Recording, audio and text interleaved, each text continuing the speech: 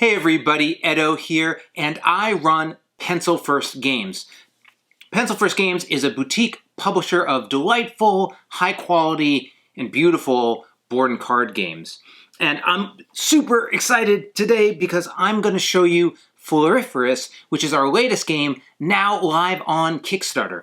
And in Floriferous, you're walking through this garden with your friends and it's full of flowers.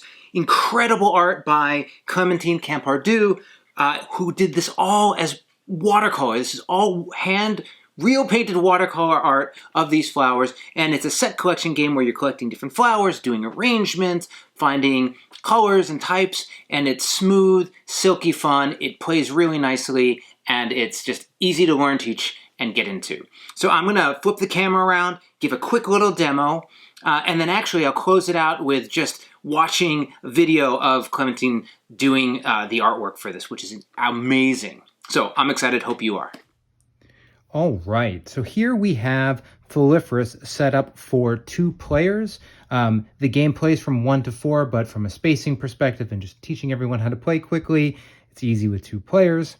I have the box here, and this is the mini expansion I'll talk about in a second, but it's not out in any way. But we have our main garden, which consists of these flower cards, which I'll talk about, as well as these desire cards along the bottom. And these are each in small columns. And then we have our bounty cards here at the top. And then we have stones and other elements that we'll use. And the cup of tea, of course. So in this game, players are going to be moving from left to right across the garden. And each column is a round. Once you've completed 5 rounds, it's the end of the day. And you're going to have cards in your hand. And then we will clear the garden, reset the garden, and then players will go in the opposite direction. They'll do it one more time, and at the end of 3 days, we'll find out who won. So each player has their gardener, their pawn, and these 3 flower tokens, which I'll talk about in a moment. And what they're going to be doing is in turn order as determined by who is in the highest spot. So if you think of this as a column over here, this is the top, middle, bottom, 1, 2, 3, however you want to think about this. So in this case, pink is going to go first. Now, pink can essentially select any of the 3 cards, the flower, the daisy, the tulip with the ladybug, or this desire card for yellow. The flowers are 5 types of flowers. We have daisies, tulips, mums, poppy, and lilies. And we also have purple, yellow, white, pink, and I don't have any out here right now, but orange as well. You'll notice there are these statue or structure cards, sculptures. This is a little pond, and these have some special scoring, which I'll talk about, as well as over here we have an arrangement card. So, but on your turn, you're going to select any of the 3 cards, including a desire card, to take.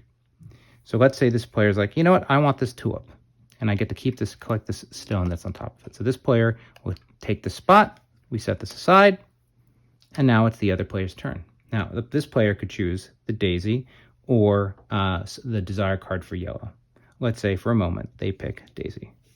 And, normally players would have more space near them. I'm just doing this for now. So both have selected a card, and now we're moving on to the next round. With more players, there are more rows to accommodate, making sure everyone always gets a choice, and there's always going to be 1 remaining. In the next round now, turn order is changed. Since yellow picked the top card, yellow now goes first. If this had been the opposite, pink would still be going first. But in this case, now, a face down card is just face down. Whoever gets it is going to find out for sure. And then the way that the statues work, whoever is the most of these sculptures and statues, they're different objects. But whoever is the most of these is going to get 5 points, then 3 points, and 1 point. And for the desire cards, the way these score is if I have this card, for every butterfly, I'll score 3 points. For this one was for every yellow flower, I score 3 points. This one's for every poppy, I score 3 points. What's important here is you have to decide, do I want more flowers or do I want more scoring cards? And that's sort of the heart of the decision you're making. So let's continue to proceed here for a second. Let's say pink says, you know what, I think I see, well, let me switch these because this would be, you wouldn't be able to do this, but I think this would be fine. So here, this is for every different bug you have, you will get more points. So if you have 5 different bugs, all the different bugs, you will have 7 points. So this player says, hey, I have a ladybug. I think I'll get more. There's a bee here. There's a beetle. I'm going to take this card, even though it puts me in last place. And maybe Yell says, you know what? I don't want to get this card yet. I'm going to go again, and I'm going to take this unknown card. And it is a yellow daisy. So now this player has 2 daisies. We can see down over here, there's the desire card for scoring daisies. So this player probably wants to be there and get that, which might mean, hey, I want to end at the top on the turn before this in order to be the first to choose. So we'll just continue along scoring. As I mentioned, these sculptures, or whoever has the most of them, for an arrangement, the way an arrangement work is this has, and these are great, but this is looking for daisies, white, and a bee. In any combination of the cards you have, if you have these 3 things, you will get 5 points. If you'll have 2 of them, you get 3. 1 of them, you get 1. And so this player says, whoa, I already have a white daisy.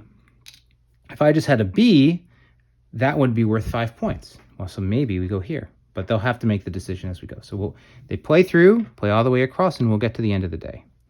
Now, and everyone will have collected cards. The one thing that I didn't describe are these bounty cards at the top. And these are little like arrangements, but essentially at the end of the turn, what you're going to do is you're going to see if you have 1 for each of the symbols at the top here. So in this case, it would be 2 lilies and a ladybug, or a daisy, a mum, and a bee. And if they're in the box, but there are reference cards to get used to the different symbols, but they're also on the cards you have as well. And so if you do it in the first day, you put your marker in the first spot for 5 points. Second day, 3. Other players can get them on the same day as well. So at the end of the game, it might look something like that, right? As we're playing, we'll see if we play the whole game. But so we just played that 1 round, and sorry about that. We'll have gone all the way through. We'll have cleared out these cards, some of which went to our hand, some of which went to, are just getting discarded. And players may have gotten a couple stones. And then what you're going to do is you're going to set the game up again in the other direction. So now we're just going to work our way back. And the setup's all in the rules, of course. Just let everyone see some more of this incredible art, right, from Clementine Campardou. So in a 2-player game, we're going to do a roll. Let's just flip them out. Ooh, those are pretty. Not that. There's an arrangement. Get some desire cards to speed. Ooh, lots of bugs. I might not have shuffled this quite as much as I would have liked, but that's okay. And we'll go here.